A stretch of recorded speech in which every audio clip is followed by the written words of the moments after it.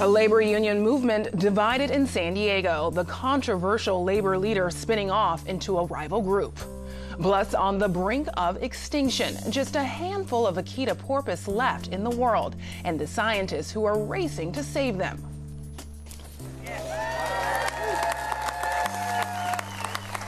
A tip of the hat to Mr. Padre, the family affair at a new memorial dedicated to a San Diego legend. KPBS Evening Edition starts right now.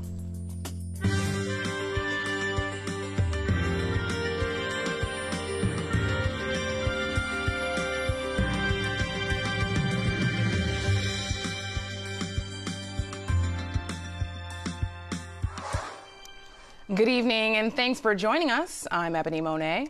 There's a major shakeup at the nation's top law enforcement agency tonight. President Trump fired Director James Comey, saying it was necessary to restore public trust and confidence in the agency.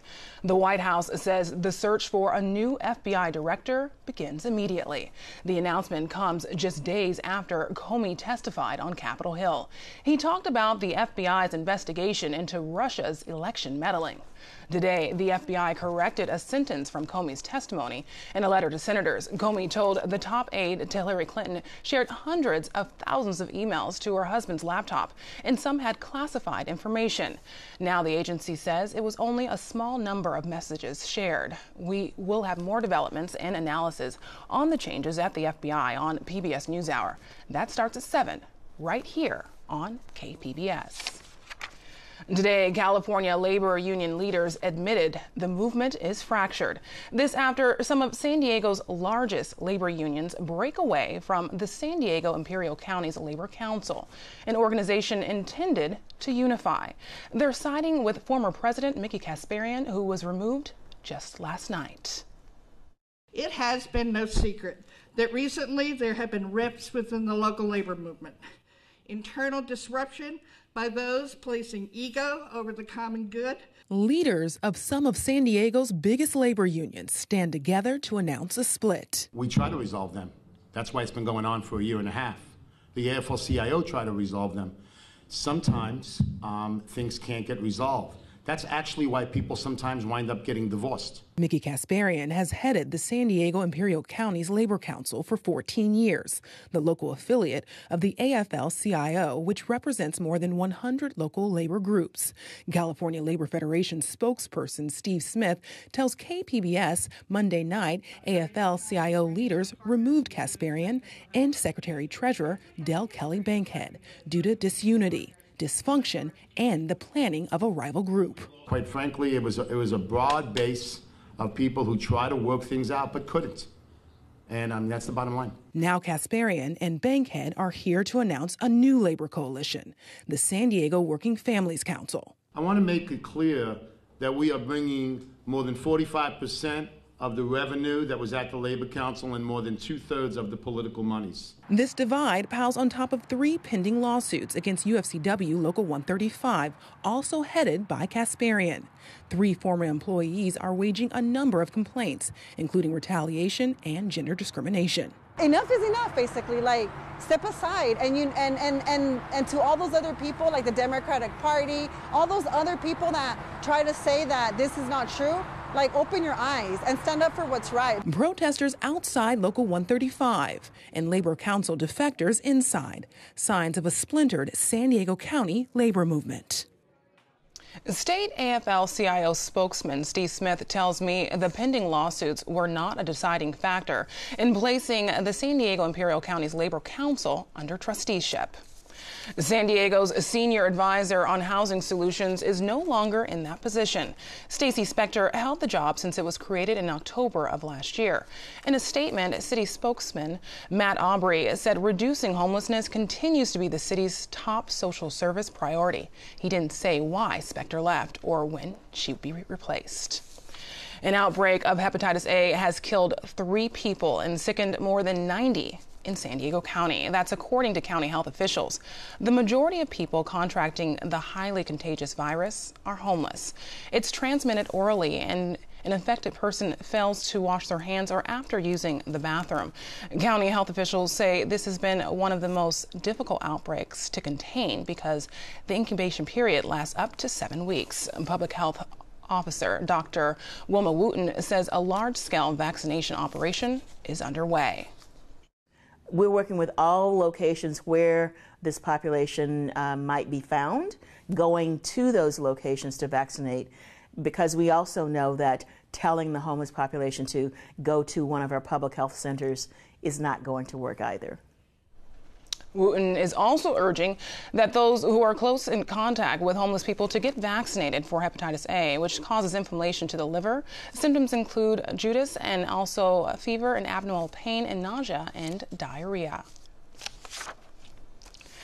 The judicial grand jury called today for a change in how school board trustees are elected. The grand jury is recommending term limits and instituting sub-district only elections for San Diego Unified School Board trustees. They made the recommendation to the city council about implementing the changes. The council has 90 days to respond. Investigators hoping to redevelop the Qualcomm Stadium site say their proposal could generate more than $20 million a year in net tax revenue. KPBS reporter Eric Anderson has the story. This study says that this Qualcomm Stadium parking lot could be generating $21.6 million a year for the city, the county, and schools. It's a huge parking lot costing $12 million a year. And what we're saying with this, when all is said and done, not only will it be a great civic asset, it'll also generate $20 million a year in surplus. Stone's investment team wants to build 4,800 homes, commercial space, a river park, and a soccer stadium. That would all fit in the 166-acre Qualcomm Stadium site. Stone says once the project is completely built out, public officials could leverage the value of the site to borrow money for infrastructure projects. So effectively, the stream of revenue that comes off of our project for the city, the county, and the schools will accommodate payments on $1.4 billion of bonds. So take this full stream of revenue and use it to go build $1.4 billion worth of new schools or new roads. This is what the project will actually provide for the city. Two prominent Mission Valley developers, Sudbury and Fenton, oppose the plan because it may negatively impact their rental properties. City voters will get a chance to approve or deny the plan in November, but before that, city officials will get a review. FS investors will bring the issue in front of the City Council this summer. Eric Anderson, KPBS News. Victims of forced child marriages testified at the state capitol today in support of a bill which would force stricter laws on underage marriage. Sarah, who declined to provide her last name, was forced into marriage as a teenager. It was happening to everybody around me. I grew up in a bubble of sorts. So no, I didn't know that this was not normal until I started going back to school and people were like, wow, this isn't normal. And like, what's going on here? People under 18 could still get married under the law once a court determined that neither party was being forced into it. California is 6th in the nation for marriages among 15 to 17-year-olds. San Diego scientists have found that Epipens can still work long after their expiration date. KPBS science reporter David Wagner has more. Scientists collected dozens of expired Epipens in San Diego, some of them 4 years past their expiration date. When they tested these auto-injectors, which can be life-saving in cases of severe allergic reaction, the researchers found they still contained a potent amount of epinephrine. The study was led by Lee Cantrell, director of the San Diego Division for California Poison Control. In the situation where you're having a potentially life-threatening, reaction like anaphylaxis or something, it's better to use an expired EpiPen than no EpiPen. The price of EpiPens has quadrupled over the last 10 years. Part of their high cost stems from the need to replace them about once a year. Cantrell says it may be time to reevaluate expiration dates for EpiPens and many other prescription drugs. David Wagner, KPBS News. An emergency was declared and some workers were evacuated today from a nuclear waste storage site in Washington.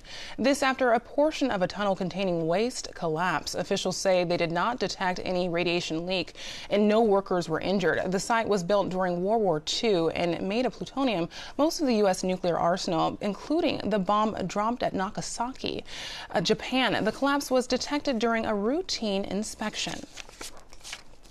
State Senator Holly Mitchell of Los Angeles has made fighting for the poor her life's work.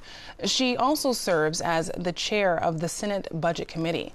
From our sister station in San Francisco, KQED politics reporter Marissa Lagos talks to her about what we can expect from Governor Brown's revised budget due this week. I'm curious where you see the big budget showdown this year, and if you think the two houses, which are both controlled by Democrats, are going to be united in their priorities. You never know till you know, and we'll see. May revise is our opportunity to look at a real budget, in my opinion, after the April numbers come in from everyone paying their taxes. We'll have a better idea of what the state's income really is.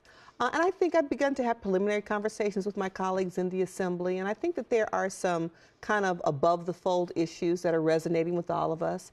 The coordinated care initiative, the issue about in-home supportive services and whether we kick the can down to the counties or we continue to pay them at the state level. I'm glad to say we just got we handled the infrastructure issue with SB 1. So that's a big, big piece. But there will be any number of critical issues that we have to look at: health care, child care. So there are a number of issues that resonate, I think, with leadership in both houses. So one of the big legislative fights you've had in both the Assembly and Senate was a repeal of the maximum family grant rule for welfare recipients, CalWorks. I want you to kind of lay out what that was, and just tell us why that was so important to you as somebody who comes from as an activist in poverty and child care issues.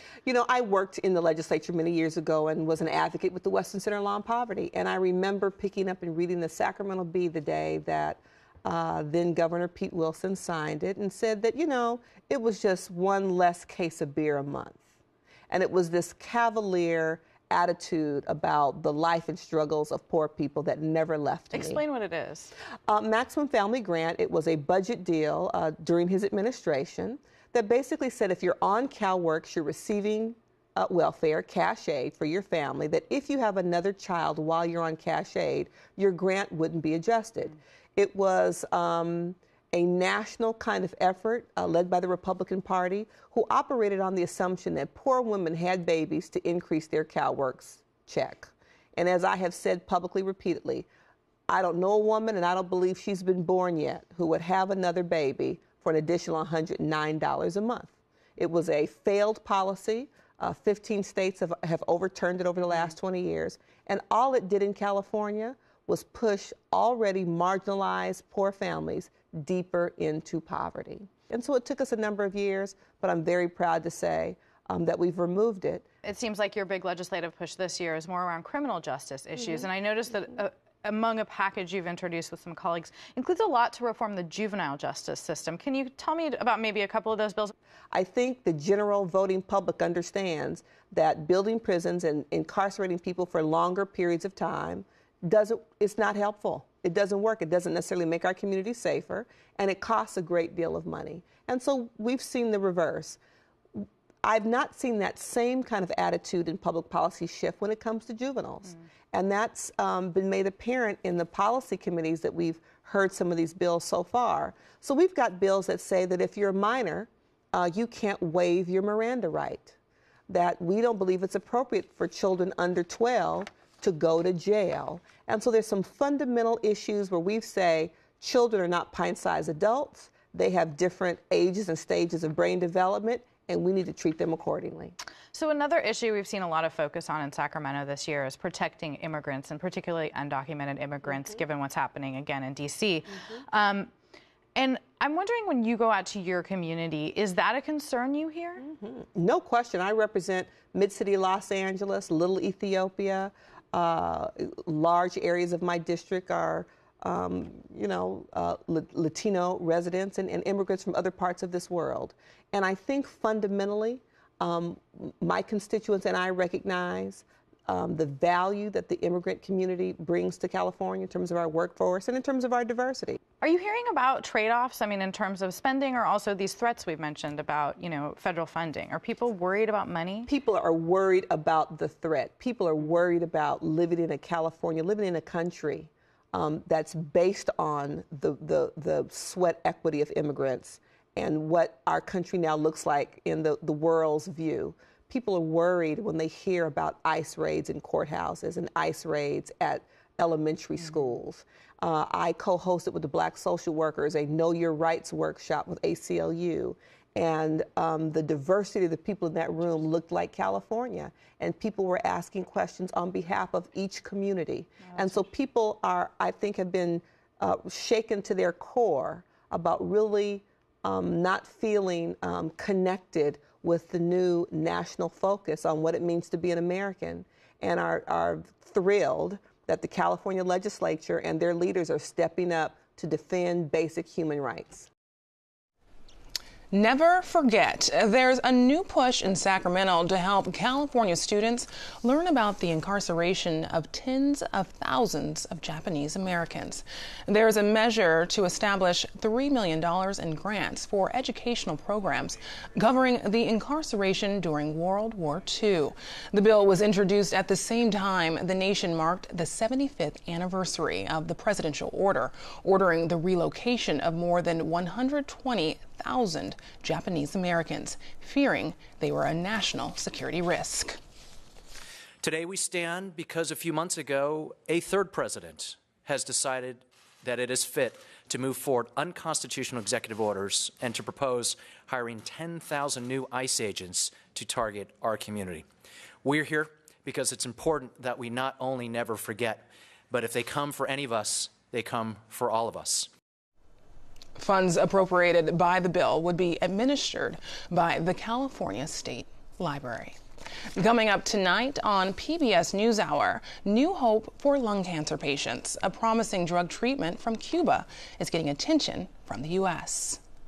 I started the Semavex and have been cancer-free ever since.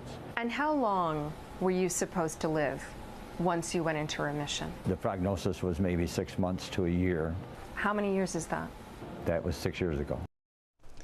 And a look at where South Korea's new president plans to take the country after months of political unrest. That's tonight on PBS NewsHour, starting at 7, right here on KPBS.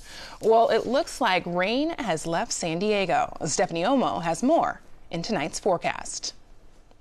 Moisture remaining in place as we wrap up your Tuesday. We do have a close upper level low remaining just to the northwest of Mexico. That's pretty much wrapping around the moisture, and we could actually see that here in the satellite and radar, producing showers and storms, and some of that can make it across Southern California as we progress through the nighttime hours. So this is a zoom in look at what we have going on. The bulk of it remaining off to the east, but notice across parts of our area, we're dealing with some spotty activity. And remember, we cannot rule out the chance of a thunderstorm to break out as we head through the nighttime hours. Now, we're not talking about anything too widespread, of course, just a thunderstorm in some spots. Temperatures will be taking a tumble down into the lower 60s as we slowly wrap up the day today. As we check out conditions here in the area from Borrego Springs down into Mount Laguna, is where we're looking at plenty of clouds and also some showers. We do have the threat for a thunderstorm mainly closer to the coast, places like Oceanside. Temperatures tonight dropping back down into the upper 50s. Ramona will be in the lower 50s, also down into Alpine at 52 degrees.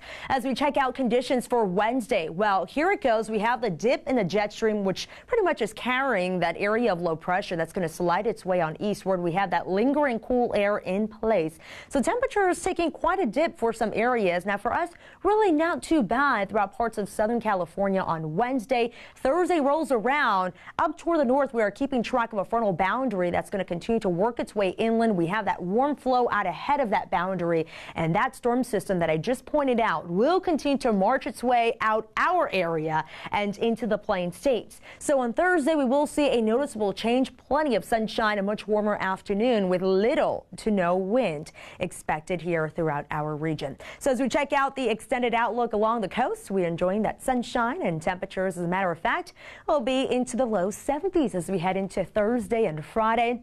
As we head into the weekend, we're looking at a mix of sun and clouds type of event, and further inland also keeping things on the tranquil side with partly sunny skies, beginning the day with low clouds, and then we'll see the sun appear as we continue throughout the course of the day, and temperatures warming up into the mid-70s. As we check out the conditions in the mountains, we can expect plenty of sun here as well. Temperatures eventually getting into the 60s Thursday and Friday, 67 degrees expected for an afternoon high for Friday afternoon. Last but not least, as we check out what's going on into the desert here as well, not expected to see precipitation break out, and temperatures eventually warming into the 90s as we head into Thursday and Friday. I'm Stephanie Omo, KPBS News. New numbers show a troubling future for an endangered porpoise in the Gulf of California. KPBS editor Tom Fudge talks to Barbara Taylor, a marine mammal expert for the Southwest Fisheries Science Center, about the fate of the vaquita.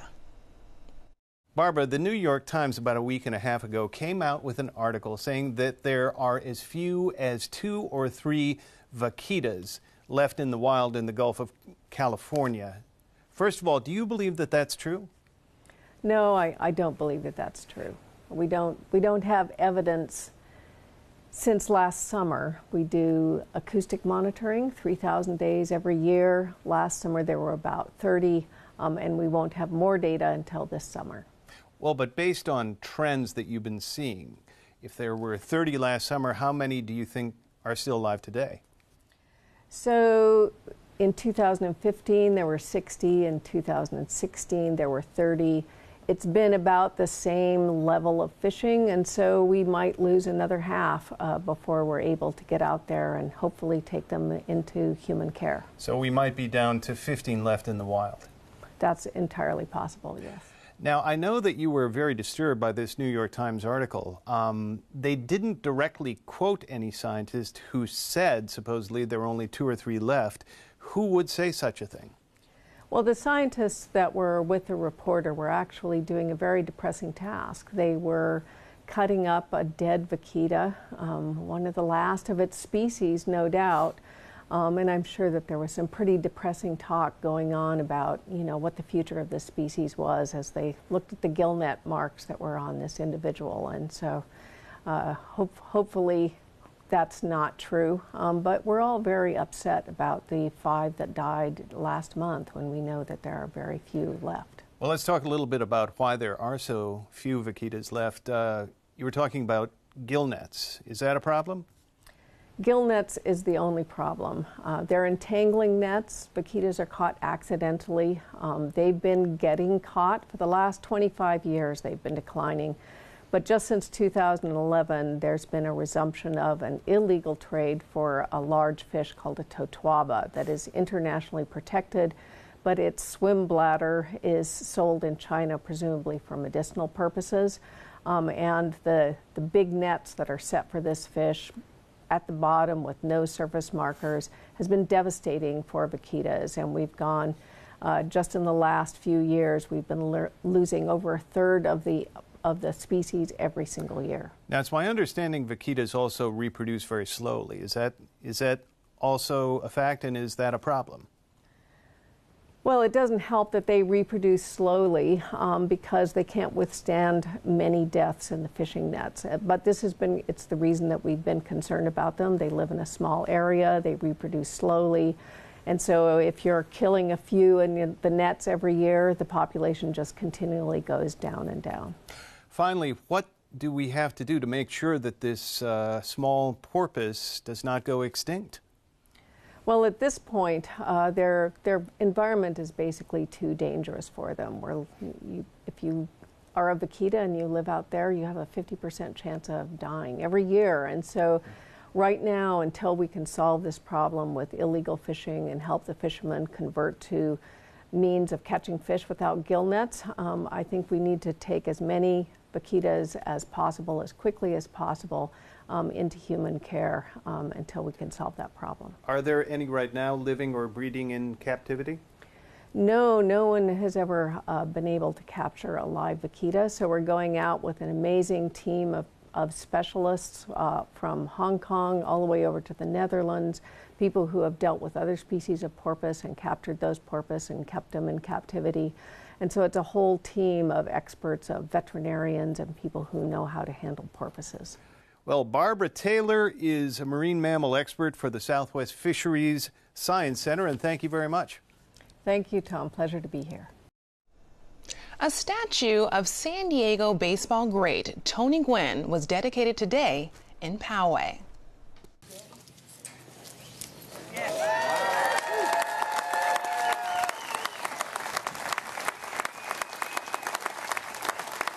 Before the unveiling, Tony Gwynn Jr. talked about pushing his father to leave San Diego for a chance to win a World Series and what it meant that Gwynn played all 20 seasons of his career with the Padres. It really didn't hit me until he got inducted into the Hall of Fame. And being able to stand up there in front of thousands of people and have the honor to say, I did it one way, I did it with one team, and it was a team I loved. The statue is 11 feet tall. Poway residents, baseball fans, and businesses donated more than $190,000 for the bronze artwork. Gwynn died in 2014 at the age of 54 from salivary gland cancer. Now, here's a look at what we're working on for tomorrow in the KPBS newsroom. On Morning Edition, a national conversation on the U.S. and Mexico border ahead of presidential elections in Mexico next year. And on Midday Edition, Ignored by History, the women who helped chart the stars at the start of the 20th century. That's tomorrow on KPBS Radio. You can find tonight's stories on our website, kpbs.org/evening edition. Thanks for joining us. Have a great evening.